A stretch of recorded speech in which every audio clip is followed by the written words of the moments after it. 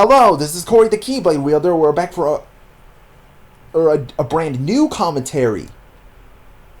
This is Disney Villains War made by Cult of Kefka. So I want to make this quick because my speaker's been going on and off on me and my camera's been lacking on me, so I'm going to make this quick. Hades versus Dr. Vasily.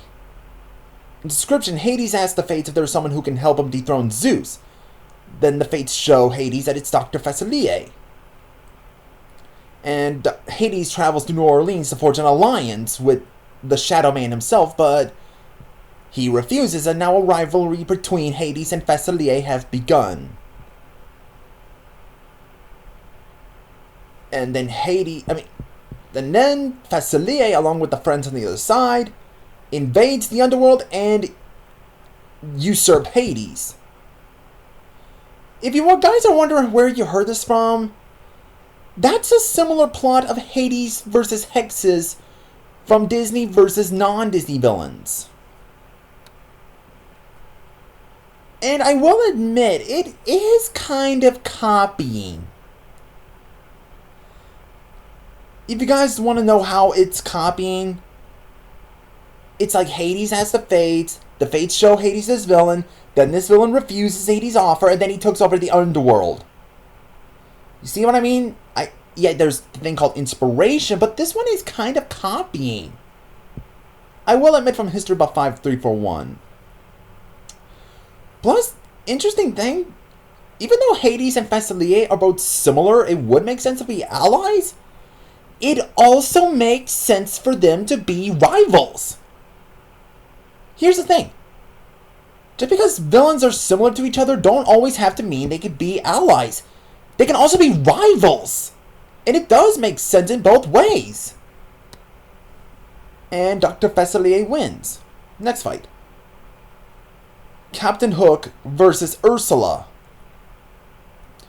Description. After Ursula took over Atlantica, Captain Hook challenges Ursula. I actually like this fight. And I love how you edited most of the scenes of the octopus from Return to Neverland and made it look like they're all scenes that Ursula is doing. Jumps out of the water above Captain Hook's ship. Captain Hook sees her. And he gets scared of her, and yeah.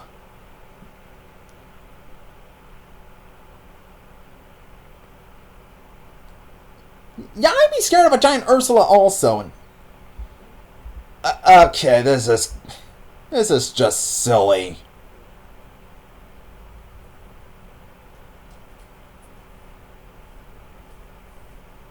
I love at the ending that you made the tentacles look like they belong to Ursula. And Ursula wins. And okay, she came back to her normal size for some reason. Next fight. Scar versus McLeach. In the description, McLeach is out doing his own poaching. And he spots Scar, and he hunts him down. Huh.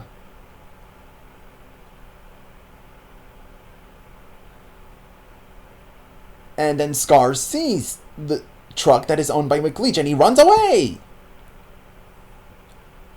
Whoa, I guess he ran so fast he tripped on something. It started to slip, and now he's in the hole. It's kind of an interesting fight between a lion and a poacher.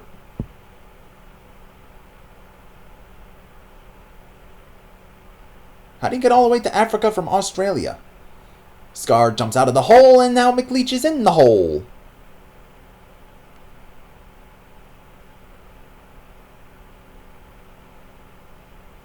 And I love the editing. You made it look like he's pointing his gun at Scar, and I guess Scar is fighting Joanna, if you tell by this scene. And McLeach wins! First, Scar was killed in Disney vs. Non-Disney Villains Part 2, Round 8, and now we got him killed off in the very early round. I mean, in Disney vs. Non-Disney Villains Part 2, Round 6, it makes sense because they ran out of footage for Scar. Plus, I learned from History Buff that he learned from many people that the reason why Scar was killed in Round 1 is because Mr. Dark hates Scar. Really? I thought a lot of people like Scar. It's actually the first time I heard of a person that actually hates Scar. Huh. Just killed off a major player. Just because he hates him? Okay, interesting. I mean, well, okay, next fight. Queen Grimhilda versus Lady Tremaine. Queen Grimhilda summons Lady Tremaine for all the problems that have been going on. What did she do this time? It kind of makes sense for them to be rivals because they're both evil stepmoms. I mean, yeah, they could be allies because they are evil stepmoms, but they can also be rivals. Okay, just because villains are similar don't have to mean they can be allies. They can also be rivals. How did Lady Tremaine get the fairy godmother's wand? Looks like Lady Tremaine turns Queen Grimhilda into an old hag. Oh, look, Diablo the Raven is watching. Yeah, it's still creepy to this day.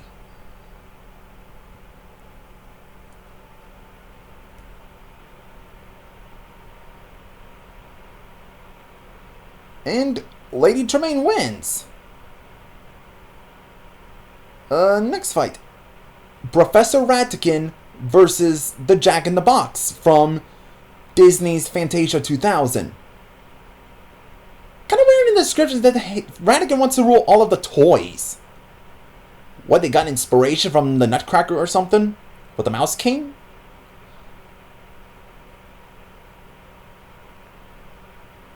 I actually like this fight. It's kind of interesting to have a rat fighting against a Jack-in-the-Box.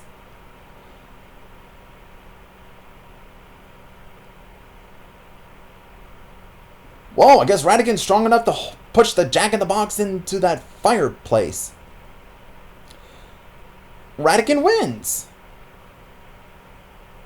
Next fight.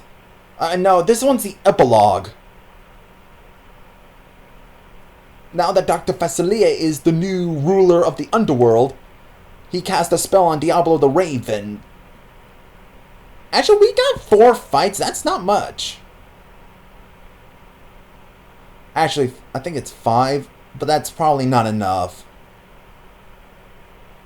And now Diablo the Raven's a statue now. I'm gonna skip it because most of it is covered in black. Okay, in the Forbidden Mountains, Maleficent is furious that someone turned Diablo the Raven into a statue.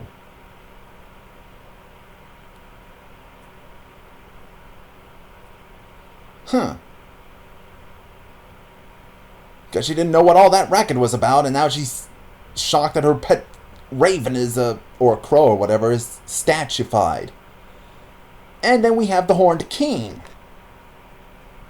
Didn't we have these two as allies in Disney versus non-Disney villains?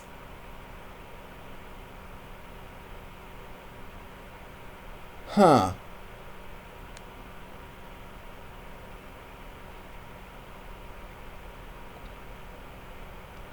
And in the Palace of Justice, Judge Claude Frollo gets a visit from... Hold on.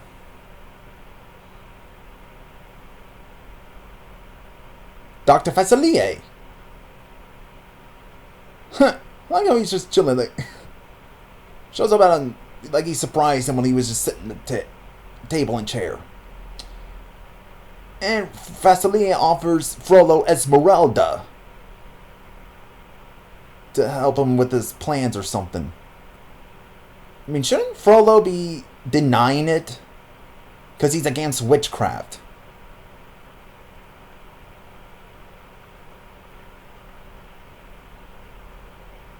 Because he's offering, if he does anything Vasily asks, he'll release his lust from her. Interesting. That's it. So that was Disney Villains War Round 1. So now that I'm doing that, I'm going to stop at 5 round, of course. Then I'll do other tournaments. I'll probably do fan commentaries on other ones. I'm probably going to do Disney versus anime villains. I might have to think about that.